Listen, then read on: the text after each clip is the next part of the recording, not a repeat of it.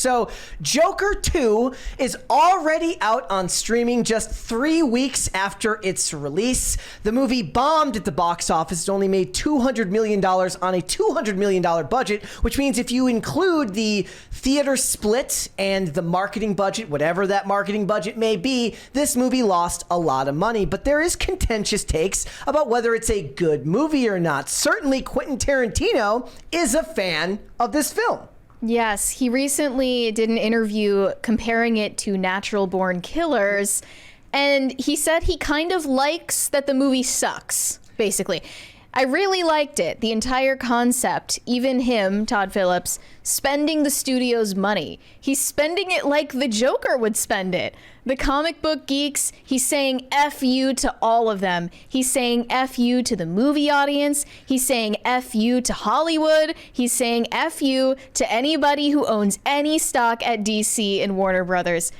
If you were Todd Phillips reading this, would you feel offended? This was the question I was gonna ask. Is this like a backhanded compliment? Or what about the success of the first Joker, which makes $1 billion on a $55 million budget, catapults Todd Phillips' name into mainstream success beyond just the stuff he did earlier in his career? Certainly he's in more of a name now than he was when he was making comedies earlier in his career. Mm-hmm. Okay. What about that whole experience warrants him becoming the Joker at all? Yeah, what gave you the audacity? To put it simply, yeah. Like, you should have gotten closer to Batman than you should have to the Joker after that successful run. We have a 20 from Potatoes for Seamus. If an actor became trans, is there a need to gender swap a role in a movie or show? Mary is down with the clown. Jelly Roll was a juggalo. Brett needs to be Mocha for Halloween. Mary needs to be Sydney Sweeney for Halloween. Not going to be Sydney Sweeney for Halloween.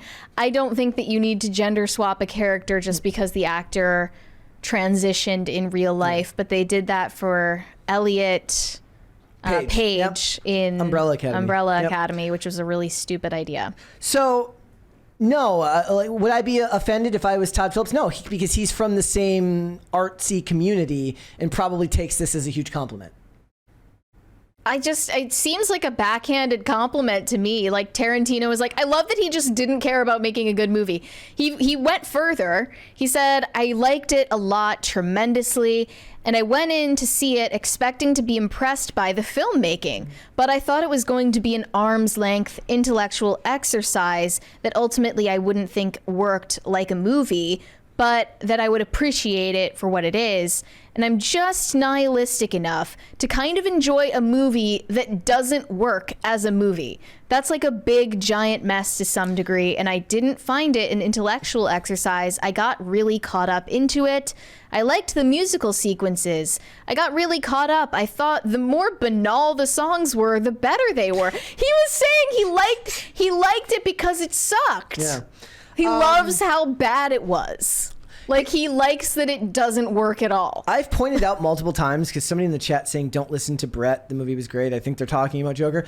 I didn't hate this movie as much as everyone else did. I tweeted about it the night it came out. I said, maybe because I didn't love the original Joker and didn't have this great connection to that film, and I didn't take what happened in the prison as what was later said to be from everybody else to be some type of gang rape scene. I did not take it that way, so I did not interpret it in the same way as everyone else. I feel no sort of way about this film. What I do find interesting is that only in Hollywood, and we'll read that one in a second, only in Hollywood do you get to ask your employer for $200 million, get the $200 million to deliver a product for them, deliver a product that doesn't work for its audience, and then tell both your employer, the audience, and the studio that hired you to F off.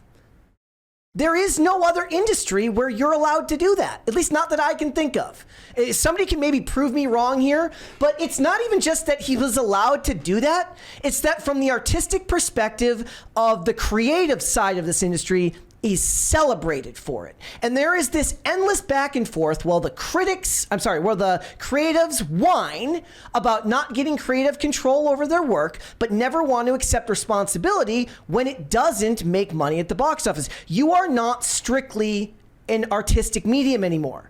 You have shareholders. You have a studio that has to fund these projects. You are somewhere in the middle between consumer product and art.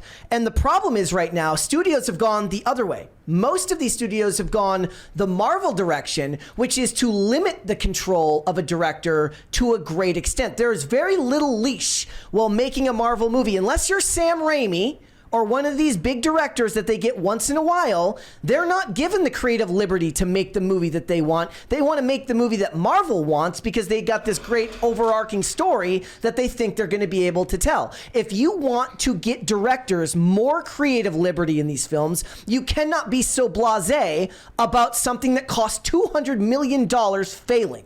You just can't. What I find interesting is we what have they to read this at some point. There's a 20 from Pop Culture Junkie. He said, "What do you think, folks? Is Todd Phillips due for a movie jail, or will it take another box office stinker?" Movie jail? I he's going to be just fine. He'll be just fine. Actually, they love what he did. Look, I don't think Warner Brothers loved it, especially given the fact that he threw up a middle finger with the thumb out to emphasize the FU. The funny thing, look, not letting studio creatives on set, or not letting studio executives on set while making your movie. Imagine that in any other business. You're working for Elon Musk making Cybertruck 2 Electric Boogaloo, and he's like, "I want to see what you're making," and he's like, "No, F off." It's private. It's private. Get out of my room, Mom. I said get out. Yeah. Yeah. And then he throws the screenplay at Warner Brothers. He throws the screenplay at James Gunn when he tries to walk in the room. One of the things he talks about in here is about derivative filmmaking. Guess what? You have to make films that are at least a little bit derivative.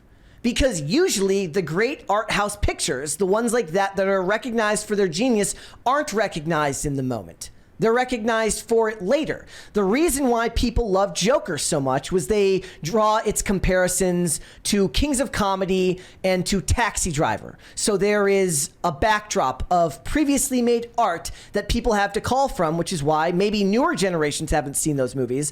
But, older generations, my dad went and saw this movie. He probably remembers Taxi Driver. More than somebody who's younger going to see these films. And I just find it funny that we consistently hear from the creatives about how the studios need to do better. And then whenever the studios do what's in their best interest, they get mad. Okay, so we have the strike that ends. Well, guess what? All Hollywood productions are now moving out of California. Gavin Newsom just had to implement a brand new, to double the tax credits for the state of California because after the strike, all of the productions are moving overseas. And there is this weird back and forth between the directors and the writers who are needed to make these movies. But guess what? They always consistently undersell how much they need the other guy's money. And there's never going to be a great solution for something like this, but it's not just art. It's corporate slop. Most of the time, it's corporate slop. It can still be great. I am sick of the argument about something being objectively good, which I think is a meaningless discussion these days because nobody talks about objective good in movies. They talk about their subjective analysis of it and then conflate it with being objectively good, because there's plenty of objectively good movies that I don't care about, and there's plenty of objectively bad movies that I love, and that is true of everyone, right? I just find it interesting because it's not just that he did it at all. It's that he is supposed to be celebrated for it by the people who have already made their money. Well, wouldn't Tarantino be in a better position to make statements like this? That was what I said to you yesterday. Make a movie with the budget of Joker 2 with the intention of saying F you to the people who funded it, to the people who watched it, and everything like that. He would be the one with the actual precedent as a filmmaker to do so. And as you pointed out, Todd Phillips, I have no idea where he gets the audacity. And a lot of these creatives have an ego problem. I don't know what changed, but maybe that was always the case. They have an ego problem, and for some reason they seem to conceive of the executives and the financial side as they conceive of the Hollywood studios as angel investors, basically. Yeah. And the angel investor is different than a venture capitalist who wants his money back on his investment. The angel investor is, funding something because they believe in the cause and are relatively indifferent to whether they make their money back. That is not what Warner Brothers was doing when they offered a $200 million budget for Joker 2. Even close. I will also lay a lot of the blame here at the feet of Warner Brothers, who greenlit a movie that he didn't want to make, which they were very clear about. Like, they didn't have ideas for what the sequel would be. But it was like Joaquin Phoenix had a dream about it. But we understand that in this business, money doesn't get left on the table. There's a reason why there's 10 Fast and the Furious movies. We have 2 20s. Gordon Shumway said before the 70s, studios did all the post-production and editing, not the directors. Looks like the directors took it too far with weirdness. It's the logical conclusion of when you let theater kids ruin everything. SMDH. I completely agree. I've said that to you a bunch of times. I said what I think used to work is that you had business-minded, probably conservative-leaning executives and money men who understood that these things needed mass appeal, and their job was to be basically the governor on the creative motor of on the creative engine. Sometimes that doesn't go well, like in an example, like Jennifer's Body, where the studio totally misunderstood. Yeah, but they totally misunderstood the way to reach its audience. Yes. Because Megan Fox was starring in the movie. But I don't think that that's a failure of them stopping the movie from being made the way it needed to be made. It was a failure of them not knowing how to promote the movie or market it. That's true. We have another 20 from Weary Traveler. I'm late but caught up. Will we ever get Blue Hair Mary one day? That has been seen on here. No, I mean, we have shown photos of Blue Hair Mary, but Blue Hair Mary is never coming back, if that's what you're asking. I'm leaving that in the past. Yeah. Look, I just think that it's one of these things where people, and again, I think your point is perfectly said. Unless you're Quentin Tarantino, you better not be talking Quentin Tarantino if you're not Quentin Tarantino. Right. Right? Like, he has earned that right. Isn't he working on his last film right now? He scrapped the idea he had for his last film, and he's working on his 10th and final film. I think he feels boxed in, and he wants to probably do more. And then we'll end up going to TV, is what they're saying. Like, he'll end up producing a lot of TV. It is what it is, but I think the average person who works in any industry where you actually have to create, like, the whole point of a capitalist system is you're supposed to create a product that offers objective value. Now, when you enter the arts, that subjective value has to be measured monetarily in your return on your investment. And it gets murky when you get into that territory. And I think it's funny, but I'm not at all surprised that the creatives and the executives are going to be at each other's throats forever. It's why I always say it's actually kind of a miracle that any movie ever gets made, let alone made well. Thanks for watching. Listen to full episodes of Pop Culture Crisis on Spotify. Keep up with us on social media and make sure you subscribe and ring that bell so you never miss the show. Bye, guys.